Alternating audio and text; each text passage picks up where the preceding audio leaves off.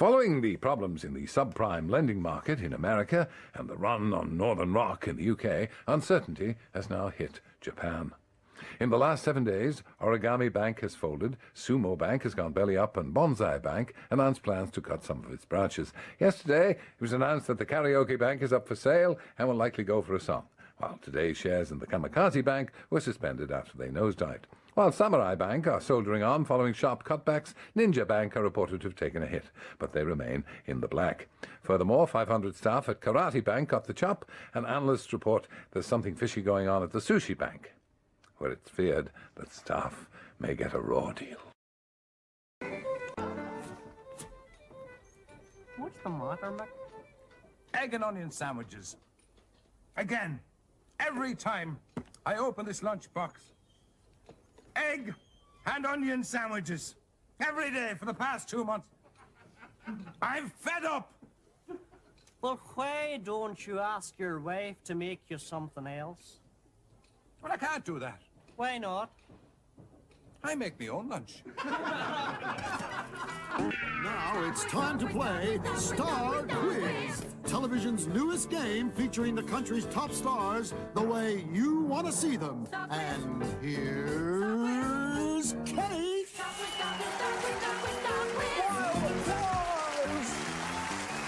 Hi, kids, and welcome to Star Quiz, the only show on television that takes the country's top stars and completely humiliates them.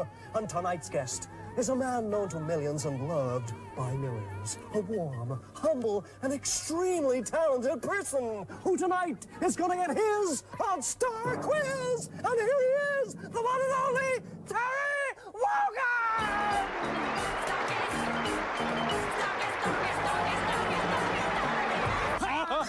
Sorry, Ter. Hi there. Welcome to Star Quiz. It's really great to have you It's here. really great to be here, Ken. Really wonderful. Thank you for asking me. It's an honor and a pleasure, and I'm so nervous, Ken. Screw the game. Hit him with the guns.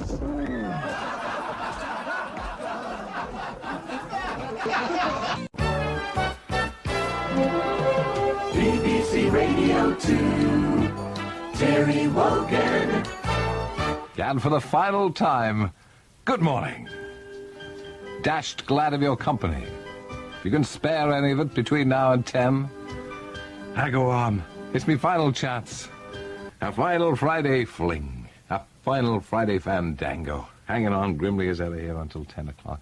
And a program which I'm sure will be full of reminisce and nostalgia. I shall dash away the manly tear, of course. I hope you'll do the same, whether you're man, boy, child, woman, dog, cat, Aegis, whatever. The letter that came from a lady called Alison Gray in Southport. It said, "My mum said the BBC were getting rid of you." You see, many a true word spoken severely years ago. Getting rid of you and putting David Hamilton on instead. Well, David thought that as well, didn't he? It wasn't to be. It's old Bruce Kent who's coming along, complete with dog collar. Is this true? I hope not, because of my tortoise. If it wasn't for you, Terry, I'd never be able to control Toby. Your early morning jokes and music send Toby to sleep. My other tortoise, Tolketh, died through too much exercise.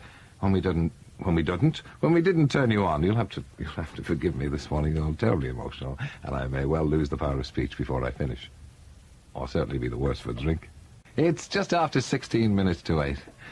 A day not untinged with sadness. And yet, I'm sure you feel as happy as anybody. Happy as Larry, in fact, seeing the back of me. I shall be sad not to see the back of Ray Moore's neck again. I shall probably see far too much of his front, really. I'm sure it's only a matter of time before we present the Variety Club Awards again. Him standing in the wind and rain behind the railings outside the Hilton, and me inside all snug and warm. Well, I always think Ray Moore is a better outside man. Yes, well, so do I. But I shall miss the old fool, the old scouse git, desperately. Just as I shall miss the place, you know. They've even given me the engineer that I started with. Do you remember the juggling we used to do in the old days? The old juggling on the radio? Just to prove I can still do it, here we go, and I'm blindfold. I'm blindfold for this juggling. Here I go. Right, and one of the very few people that can do this with 7 balls in the air at the same time. Here we go. The juggling.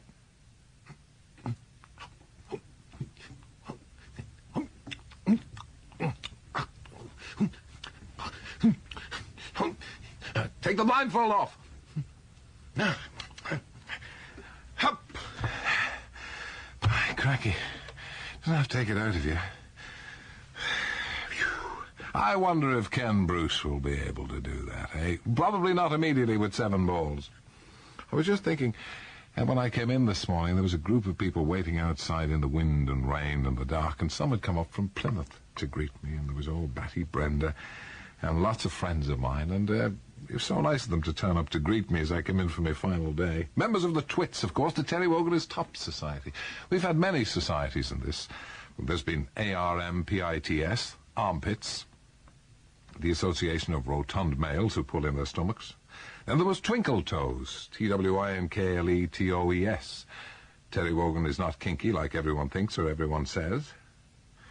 That's right. And then there were the Idiots, the I Drool Incessantly Over Terry Society. It's Randy Edelman and the Woman on Your Arm. Steady, men, steady. It's just after 8 minutes to 8 o'clock. I am surrounded by cameras and cameramen and reporters because for some reason it is thought that this ought to be commemorated forever on film, or at least until they run out of space, in which case they burn the film and get rid of it, you see.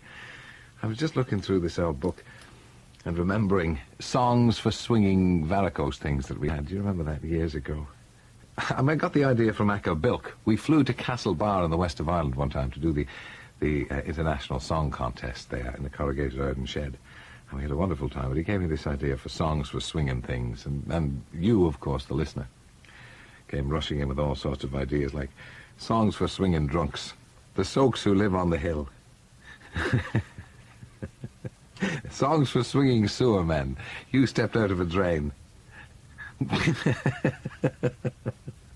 Wonderful. Songs for swinging undertakers, painting the shrouds with sunshine. Oh, what about this? Songs for swinging longbow manufacturers. I've got you under my skin. Now that's really good. Songs for swinging nuns. I left my heart with some Franciscans.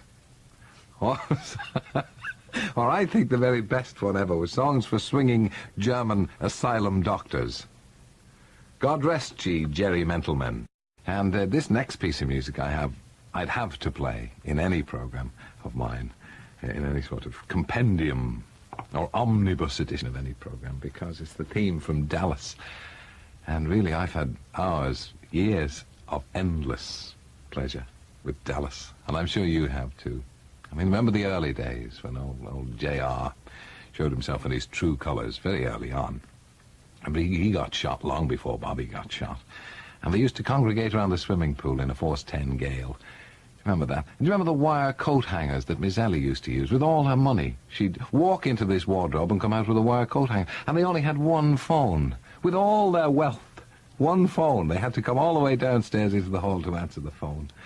And so it developed until we have the situation now where all the action takes place around a swimming pool. And not a windswept swimming pool either. Everybody acts in a bathing costume in Dallas at the moment. And we've seen old Bobby shot. We've seen him come and go. The whole Poison Dwarf's on her way as well. I knew I'd see her off before I went. And it's been endlessly entertaining, and I've certainly had some fun with it, and you have too. Radio 2 Travel News. He waits until his final programme to get it as close to 8:15 as I've ever done it. It's 8:15 actually, and icy road conditions continue to affect much of the British Isles this morning. It's 17 minutes past now. This is the time of the year, of course, when people start talking about the weather, you see. And, isn't the old frost tremendously sharp? Well, it's certainly done my beans in. And stuff like that, you know. But what a mild autumn it was, and all that kind of stuff, you see. And it's as old as time, because in this programme, we've often had trouble with the winter, you know.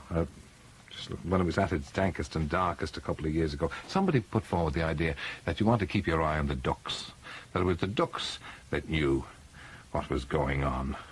I poured scorn on the idea, of course, and then I got a letter from the Duck Observer at the Met Office, and it said, of course it's difficult for the ordinary man in the street to understand how a duck can be any use to the Met Office in these days of instant satellite pictures and computers that can analyse weather reports and predict rain up to 5 hours before it happens. But I can assure you, when it comes to really long-range weather forecasting, we still have to rely on the duck. Take, for example, the long, hot summer of 1976. The computer was forecasting snowstorms throughout June, but Harry, the Met Office duck, was conforming to this old rhyme for that month. Here's an old rhyme about a duck. June. If your duck goes ballroom dancing, swallows you will soon be glancing. But if your duck throws off his sequins, a freak frost will do your beans in. Wow. And in August, if your duck eats crisps with Guinness, it's lovely weather for playing tennis. But if your duck throws down the packet, forked lightning will hit your racket. These are steeped in time, lore and mythology, these old poems. Sadly, according to Pat Carr, who's the duck observer in the Met Office, sadly, due to the government's cuts, we've had to cease the long-range forecast, but we're hoping to transfer Harry, the weather forecasting duck, to the 24-hour forecast. So if you see a bulge in Michael Fish's trousers, you'll know it's only Harry giving a last-minute report.